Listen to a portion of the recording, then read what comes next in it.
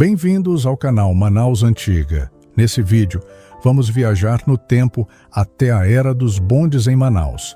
No final do século XIX, Manaus vivia o auge do ciclo da borracha, uma época de prosperidade que transformou a cidade em um polo econômico e cultural, conhecida como a Paris dos Trópicos. A riqueza gerada pela exportação do látex atraía imigrantes e investimentos de todo o mundo, trazendo consigo a necessidade de modernizar a infraestrutura urbana. Nesse contexto, surge a ideia de implantar um sistema de transporte público eficiente, capaz de acompanhar o crescimento acelerado da cidade. Antes dos bondes elétricos, o transporte em Manaus dependia de bondes movidos a tração animal, como os carros americanos, sobre trilhos, autorizados pela Lei nº 595 de 1882. Porém, com o avanço do ciclo da borracha, esses veículos já não atendiam às demandas de uma cidade em expansão. A novidade nas grandes metrópoles mundiais era o bonde elétrico, e Manaus, sempre à frente de seu tempo, não ficou para trás. Em 1895, durante o governo de Eduardo Ribeiro, um marco na urbanização de Manaus, a Lei nº 124 foi promulgada, abrindo concorrência pública para a instalação de bondes elétricos. O engenheiro Frank Hurst Habot White venceu a concorrência, assinando um contrato para construir 20 quilômetros de linhas com subsídios generosos do governo. Em 25 de fevereiro de 1898, a companhia americana Manaus Railway Company, sediada em Nova York, foi fundada para tocar o projeto. No dia 1º de agosto de 1899, com grandes festejos, os bondes elétricos foram inaugurados, fazendo de Manaus a terceira cidade do Brasil a adotar esse sistema, atrás apenas de Campos e Rio de Janeiro.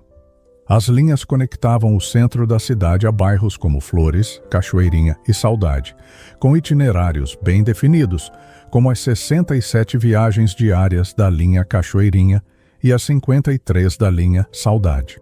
Para operar, uma usina hidrelétrica foi instalada em um igarapé da cidade, garantindo energia para os bondes, que funcionavam das 5 da manhã às 22 horas.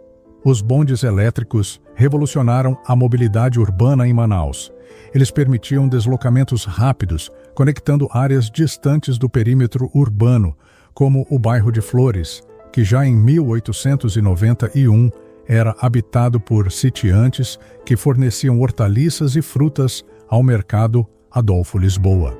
Em 1897, a Manaus Railway Company já havia construído 16 quilômetros de linhas e transportado 171.783 passageiros, com passagens a R$250. O sistema era um símbolo de progresso, alinhado com outras inovações da época, como a iluminação pública elétrica, introduzida em 1895, e o porto flutuante, que recebia navios de diversas bandeiras. A gestão de Eduardo Ribeiro, governador entre 1892 e 1896, foi essencial para essa modernização, planejando o crescimento ordenado da cidade com avenidas, praças e edificações grandiosas. A operação dos bondes, no entanto, enfrentava desafios. A Manaus Railway Company sofreu críticas por ineficiência, levando à sua substituição em 1908 pela Manaus Tramways and Light Company Limited, uma empresa inglesa sediada em Londres. Essa nova companhia assumiu a concessão por 60 anos, a partir de 27 de abril de 1908, e trouxe melhorias ao sistema. Regras rígidas foram impostas, como o decreto do superintendente municipal Costa Tapajós, que proibia cuspir e fumar nos bondes, com multas revertidas para a Santa Casa de Misericórdia.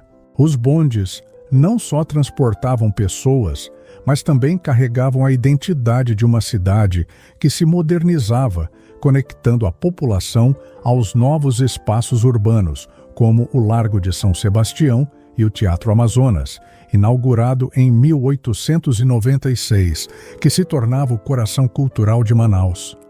Os bondes, com seus bancos de madeira e sinos característicos, eram mais do que um meio de transporte. Eram um ponto de encontro social, onde se conversava sobre negócios, política e até os acontecimentos do dia. Passageiros de todas as classes sociais dividiam os vagões, desde trabalhadores até a elite da borracha, que exibia suas roupas elegantes inspiradas na moda europeia. A frota, composta por 14 bondes, em 1908, atendia a uma população crescente, que já ultrapassava 50 mil habitantes, e o sistema se expandiu para novos bairros, como Adrianópolis. Porém, a partir da década de 1910, o declínio do ciclo da borracha trouxe desafios financeiros para Manaus e para o sistema de bondes. A concorrência com a borracha asiática, mais barata, reduziu drasticamente as receitas da cidade, impactando os investimentos em infraestrutura. A Manaus Tramways enfrentava dificuldades para manter a manutenção das linhas e dos vagões, que sofriam com o clima úmido e as chuvas frequentes, que danificavam os trilhos e a rede elétrica. Além disso, a chegada dos automóveis e ônibus, especialmente após a Primeira Guerra Mundial, começou a mudar a dinâmica do transporte urbano. Os primeiros ônibus, importados da Europa, ofereciam maior flexibilidade de rotas, enquanto os bondes estavam limitados aos trilhos.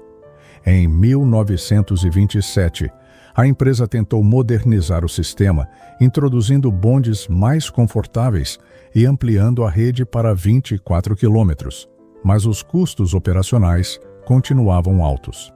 Na década de 1930, a crise econômica global agravou a situação. A Manaus Tramways entrou em dificuldades financeiras e os bondes começaram a ser vistos como obsoletos. Greves de funcionários que reivindicavam melhores salários e condições de trabalho também marcaram o período. Em 1938, a companhia foi encampada pela prefeitura, que tentou revitalizar o sistema, mas sem sucesso duradouro. A Segunda Guerra Mundial trouxe um breve alívio com a retomada da demanda por borracha para o esforço de guerra, mas isso não foi suficiente para salvar os bondes. Em 1946, a frota estava reduzida a apenas 10 vagões, muitos em péssimo estado, e os acidentes, como descarrilamentos, tornaram-se mais frequentes, minando a confiança da população. Em 1º de julho de 1957, os bondes elétricos de Manaus circularam pela última vez. O sistema foi oficialmente desativado e os trilhos, que por décadas cruzaram as ruas da cidade, foram gradualmente removidos ou cobertos pelo asfalto. A substituição pelos ônibus foi completa e a modernidade que os bondes representavam deu lugar a novos símbolos de progresso. Apesar do fim, os bondes deixaram um legado cultural profundo. Eles aparecem em fotografias antigas, cartões postais e memórias dos manauaras, que ainda recordam o som do sino e o balanço dos vagões.